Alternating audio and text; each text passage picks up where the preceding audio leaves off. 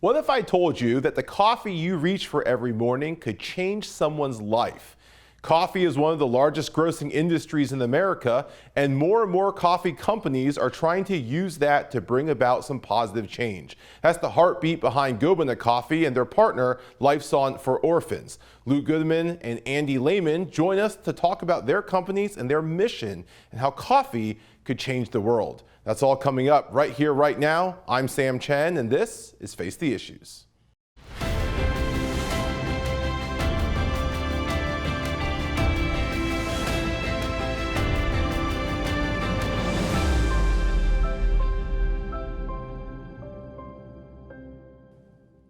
Good evening and welcome to Face the Issues. Every morning, millions of Americans reach for a cup of coffee.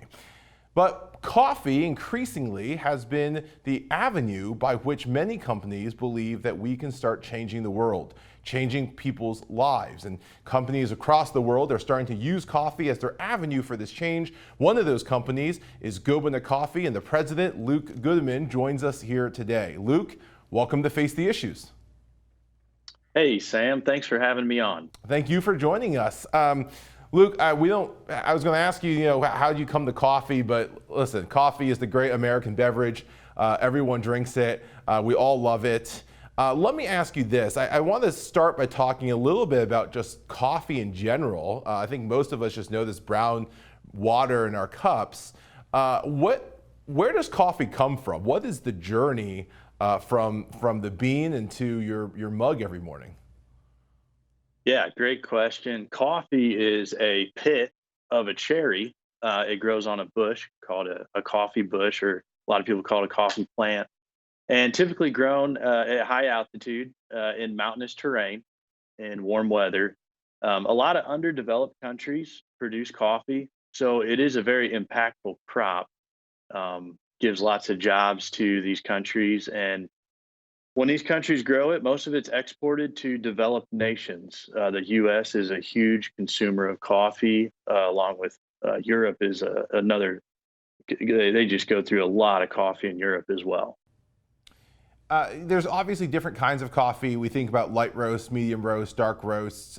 Different way people take coffee differently, pressing it, drips. Keurigs is the new craze. I just want to ask you briefly, the roasts. I think most people, when they talk about roast, they talk as if it's like a wine and how full the body is. But what are the difference between the roasts? So light roast, medium roast, dark roast. You guys sell all three. What's the defining difference between these? Yeah, that's a great question. You bring up wine, and wine is supposedly the most complex drink as far as notes and then coffee, they would say, is right behind it. So not quite as complex with wine, but still, yeah, very complex. And I think the more we go here with coffee, you just hear more things coming out, new ways to brew it, and so on. Roast level really comes down to how long you roast the green coffee in the roaster. A roast can take from 10 minutes to 15 minutes, and your light roasts are going to be more in that 10 to 11-minute range. And then, as you get up to 14, 15 minutes, that's going to be your darker roasts. On the roast side, I mean, obviously, you said earlier, coffee comes from a number of different countries, and we all know that. And we see Colombian, Guatemalan, Ethiopian, Cuban, Mexican, so forth.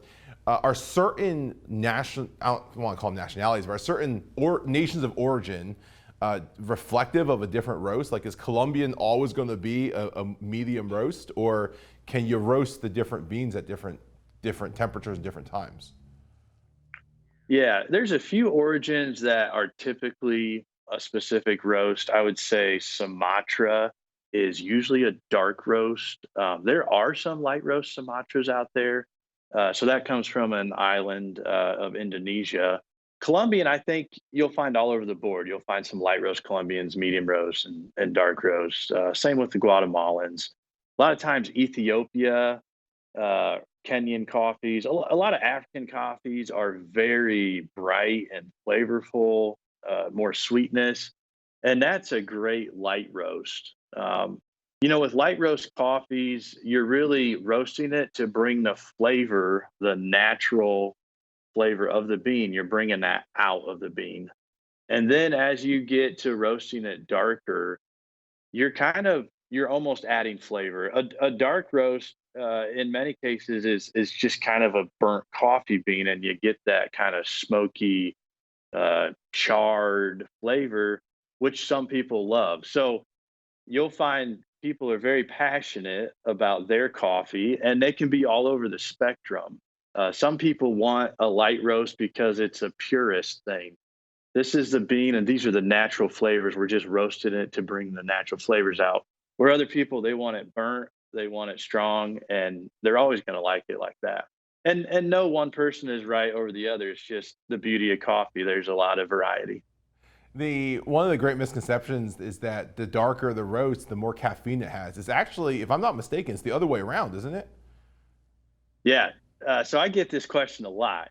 People email or text or call me, and it's a great question. So roast level doesn't really change caffeine much at all. It's very minimal. So what you get is when people are making coffee in the morning, they're using a spoon and they put like 3 spoonfuls in, or they're using a little cup Mhm. and they're dumping, a couple cups in the coffee maker. Light roast coffee is very dense, where a dark roast coffee is much less dense. So if you're measuring it by spoonful or by cup, if you have light roast, there's a lot more caffeine in it in that pot of coffee because you actually added a lot more coffee Hmm. by weight. Now, if you're measuring by weight instead of using a spoon or a cup, if you're actually weighing it out on a scale, 1 ounce of light roast coffee and 1 ounce of dark roast coffee have about the same caffeine content. Okay, that makes a lot of sense, Luke. Thank you for breaking that down. Similar question on the different nations of origin. Is there? I mean, you see now, you guys do this. You list the kind of the notes that you'll have with the different kinds of coffee. What causes that to change so drastically in some cases between certain countries and others? Yeah, a couple things. The climate it's grown Hmm. in, the soil, like the acidity of the soil, how much the coffee is shaded, what side of the mountain it's grown on. And then a really big one is how it's processed. So coffee is a pit. So they'll harvest the cherries when they're red, and they go through a process where they pull the cherry off, and the pit is exposed, and then they dry out the pit. Now, when they're drying out the pit, sometimes they'll just sun dry it. Like the Sumatra coffee we have is sun dried, just on beds, and the sun just hits the coffee and dries it out over time. And they turn the coffee over to make sure it all dries evenly. Um, some coffee is washed thoroughly before it's dried, and that changes the flavor as well. So the process they use to dry it out has a big part of the flavor notes as well. All right, Luke, I want to move the conversation to some of the challenges that the coffee industry faces. And a lot of this has come with the rise of the idea of fair trade coffee. What is fair trade coffee? Yeah, usually fair trade is a certification. So there is a governing body, and the company or the organization we work with is Fair Trade USA. They're out of California, and they go on site to the farm or the cooperative. They inspect what's happening. They go to the farm level, to the worker level, and make sure fair wages are being paid. And then the next thing they'll do is inspect the importer, um, who's actually importing the coffee, and make sure they're charging a fair price for that green coffee, make sure they're not marking it up too much. And then they will inspect the roaster and they'll audit us to make sure we're labeling our coffee correctly. If it is fair trade, we put the fair trade label on it. And if it's not fair trade, we shouldn't be using the label. So they govern that. And we pay them a fee of about 6 cents a pound for the coffee. And that's how they keep going. But we're pretty happy to partner with them and pay that fee because it gives us a lot of confidence that the at the farm level the workers are being treated correct, the cooperative. So a lot of these small farmers come together and form a cooperative to process the coffee because they don't have money to process it themselves. They farm maybe 1 or 2 acres or 3 or 4 acres, so it doesn't justify all the equipment. But back to the fair trade certification, we feel really confident with it. I think it's a good thing. Um, I think it'll continue to develop and get better and better. But what's happening, a lot of these cooperatives are very strong in our community with education initiatives, helping women get involved in the workforce and giving them opportunities as well, where maybe they wouldn't have had many opportunities. We're also seeing a lot of women own coffee farms, and they're doing a great job with that. So the goal is, the whole family can be lifted up and brought out of poverty. Yeah, and I think what fair trade's done is it's really shown the light on trafficking and child labor, which has really driven much of the coffee industry for years. Like you just mentioned, you guys are part of the fair trade coffee movement, if you will. I want to ask you about your company with Gobena Coffee. So much of what you do, you are a for-profit company, but your profits are actually going to an organization called Lifesong for Orphans. And the drive of what you do is actually to do good and to support orphans and children around the world. Again, like you said, so much of the coffee industry over the years has been aided by trafficking and by child labor. And you guys are really not just saying, hey, we don't want that. You're actually working in the opposite direction of trying to help children. Talk to me about Gobena and about why you guys do what you do. Yeah. Gobena, the start of Gobena Coffee is fascinating. It's a story of rescue. Uh, in Ethiopia, there is an abandoned baby who had just been born, a baby girl. Her mother left her under a tree. And this elderly man was a plantain farmer, and he heard the crying of this baby. And he went towards the tree and found baby girl with afterbirth on her still, just been born, and took this girl into his house. And he and his wife, Mulunesh, cared for the child for about a month. They thought they couldn't provide for her and were worried that she would die. So they took her to a police station and eventually an orphanage. And this baby girl was adopted by a family from central Illinois. When the family went over to Ethiopia to um, adopt this baby girl, they learned of her backstory and they went and visited Gobena and his wife Mulanesh, and they were inspired by this story of rescue. And so they adopted the baby girl. Her name's Eva, and they flew back to Illinois, where they live now, and started a coffee company called Gobena Coffee. Now, this is back in 2007. Since then, they've adopted another child, and they gave the company Gobena Coffee to Lifesong for Orphans, and that was in 2012.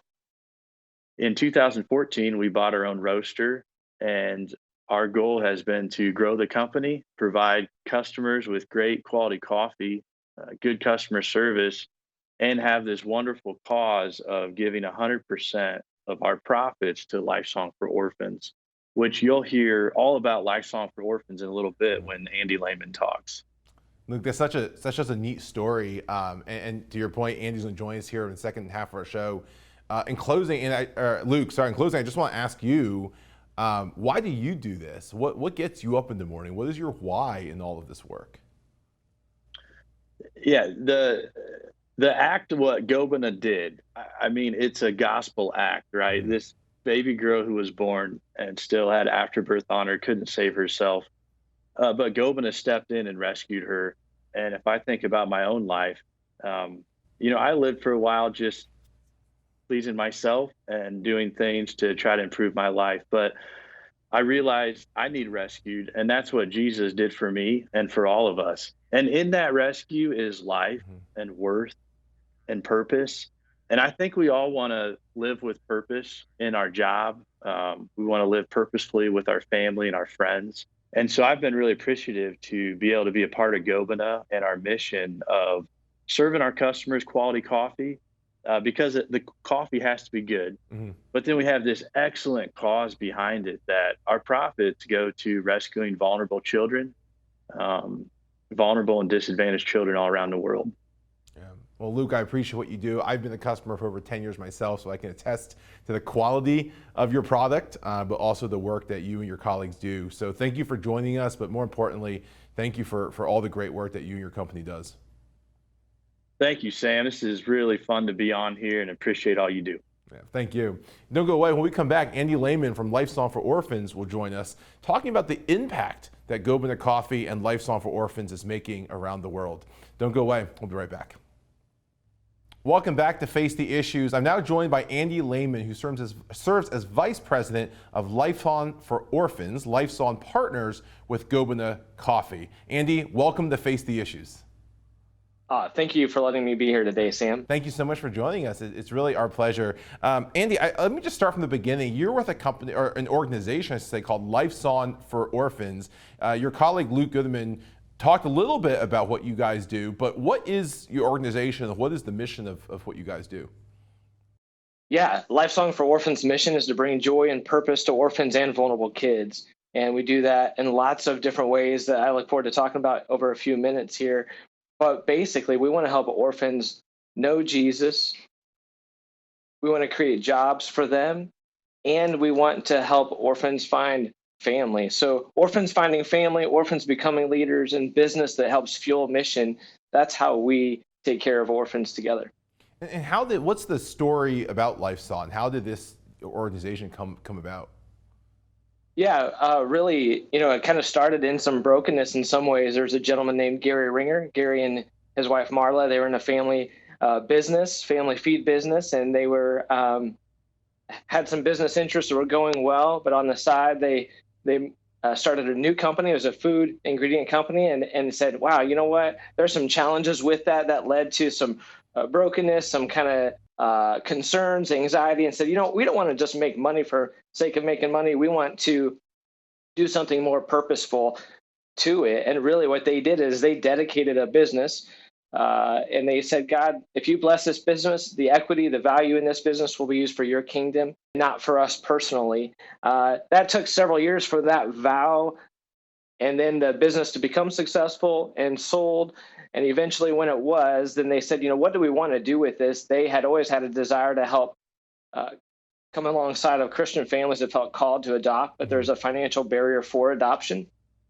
And so we started out to say, hey, let's come alongside those adoptive families. Let's remove the financial barrier. Often finances are the biggest reason why families don't adopt. And so we wanted to come alongside of that together. That's how Lifesong began. And we have helped over 9,400 orphans become sons and daughters through adoption grants and interest-free loans and church adoption funds. And so that's how it began, though, a business that was dedicated to God and a heart to say, we want to come alongside those families that feel called to adopt but have a financial barrier. Let's do something about it. That's really neat. And Andy, there's an estimated 153 million orphans in the world today. And obviously they're in all the countries, varying degrees of health and wealth and poverty.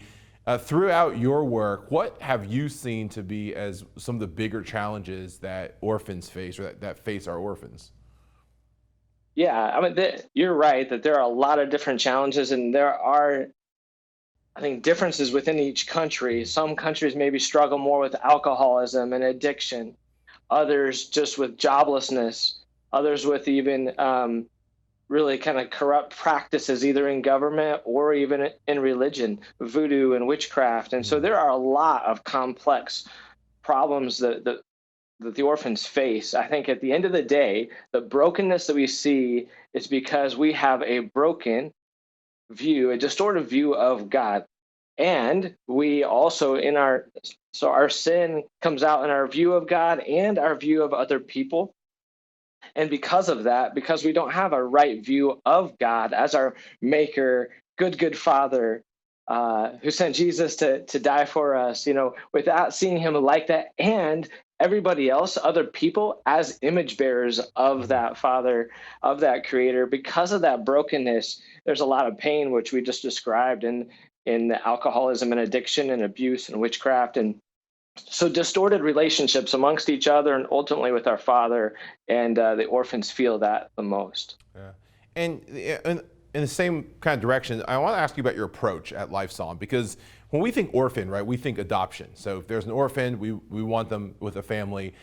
At Lifesong, you do that. You just mentioned you guys are nearing 10,000 orphans you put in the families, but you're also doing things like building schools and providing shelter and supporting them in the countries that they're in. If adoption's the goal, why invest all this into orphan care and education and so forth? Why this approach? Yeah, well, we want to do both, and we absolutely believe in both.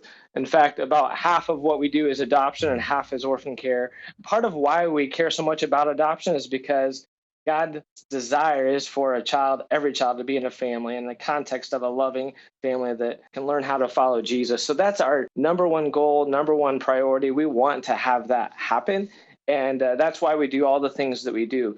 Yet, we also know that only 1% of that 150 million orphans and vulnerable kids number that you mentioned, the 153 million, only 1% at most will become adopted. So how do we bring Jesus Christ to them? How do we help them break the orphan cycle in the context of where they live? That might not be an international adoption or might not even be a domestic adoption, but how do we come alongside of them? And that we want to be holistic in that. We have a 4-part pledge. We want all the kids we serve, number one, to not have want for food, clothing, medical care, shelter, that they would know Jesus and know what it means to follow after Jesus, to have a solid education, and then also to be able to transition into successful adult living. And we say education, wow, that's a commonly used word in the US, but really only 5% of kids that we serve, if we didn't build a high school and create that opportunity for them, only 5% would graduate high school. So we can do something about that, and we must, right? And we think about, wow, the reality is, sex trafficking, human trafficking, child trafficking is so real, so evil. And yet, when a child's in school, it provides a critical layer of protection against that trafficking. That's a huge part of why we do education, safety, and we create safe homes for them while they're coming to our school, because sometimes they live in slums, right? Oftentimes in slums without the right kind of caring adult. And so we create safe homes, education, and then we want to create job skills to come alongside of them so that they have a bona fide way of creating gainful employment. So we do auto mechanics and agriculture, high-tech agriculture, and other kinds of trades that are viable within that country. It looks different in each country, but we research that and develop skills so that they can leave and have a way to preserve their family. That's part of why they were an orphan in the first place, because an adult didn't have the ability to care for them, most likely with a job. And so that's what we want to do, is help our kids know Jesus, be able to create jobs and job skills and model families, so that holistic approach to the orphan crisis can be a different trajectory for that child if we come alongside them holistically. So you really are targeting, in many cases, the cause of them becoming an orphan. Something that in their family or their parents' lives that triggered that, it made them unable to provide, and you really are targeting that and trying to make sure that this generation has the abilities and the capacity and the love and the care and education to be able to break that cycle. Absolutely, because if we don't, then kids as young as 12, 14 years old, young girls in the 4th grade are expected, because if there's no food or money to buy food in the house, they're expected to go sell themselves or find a way to make money to provide for that household. And that is absolutely unjust. You and I, as followers of Jesus, we will not let that continue. We're going to step in. That's why we're doing this holistic approach. And it's the only way, really. We can't just do one of those pieces. We got to do all of them. And I think what a lot of people don't realize is that the orphan challenge, if you will, the 153 million orphans around the world, drives a lot of these other justice issues, like you mentioned, human trafficking and child labor. A lot of this is driven by the orphan problem and the poverty problem. I think a lot of times we see them as separate issues, but what you're saying really is if we target one, we really have a good shot at targeting them all. Absolutely. Yep. And I just love being able to see young people that came into our schools or our discipleship programs 10, 12 years ago, and then who they are becoming today. They are leaders in business and in society, right? They are attorneys and doctors. They are business owners and pastors and intact families. They are agronomists and accountants. And that the right kind of people with the right heart, right skill set, and people of integrity in a family, in a community, in a country, then you do change those root cause problems. And that's what we get to do with the 18,000 kids we serve in 13 countries. Absolutely. Andy, let me ask you about Gobena Coffee, your partners. We're talking to Luke, and we talked about how in the coffee industry, in many ways, has opened the doors for human trafficking and child labor, and hence, the fair trade movement has really helped to kind of rein that back in. And one of the things that Gobena Coffee has done is actually taken it to the opposite of let's use the coffee industry to help children. Talk to me about their partnership with Lifesong for Orphans. Yeah, we are deeply grateful for Gobena Coffee, and we think there's so much synergy in the relationship there. Gobena Coffee has dedicated 100% of the profits to help fund Lifesong for Orphans, and that's a huge opportunity and a huge kind of level of sacrifice and commitment that says, hey, we want to, yes, business is powerful, but business can be corrupted. Rather than business being corrupted, we're going to use business for redemptive ways, for human flourishing, and that's what Gobena Coffee is doing. And so they help fund a lot of what the outcomes, some of the stats I just gave, and the stories, they're helping fund that and underwrite that. And we are deeply, deeply grateful for that. Yeah. Andy, last question, about 30 seconds here. Why do you do what you do? Well, James 1:27, pure religion is to visit widows and orphans in their distress. God called me to do that about 24 years ago, living that out in a lot of different ways. At the end of the day, God saved my soul. He made me an adopted son of his. And if that's what's happened to me, I've been made a joint heir with Christ. I want to help others come to know this Jesus and be adopted into God's family through faith in him as well. Andy, thank you so much for joining us and for the work that you and your team do in serving as many children as you can. And just thank you so much for what you do. Our joy to do it. Thank you for helping put a spotlight on this. Absolutely. That is our show for today. I want to thank Luke and Andy from Gobena Coffee and Lifesong for Orphans for joining us, and more importantly, for the work that they do day in and day out. And thank you for tuning in. We hope you'll join us again right here at the same time next week. Until then, my name is Sam Chan. On behalf of all of us here at Face the Issues, thank you and good night.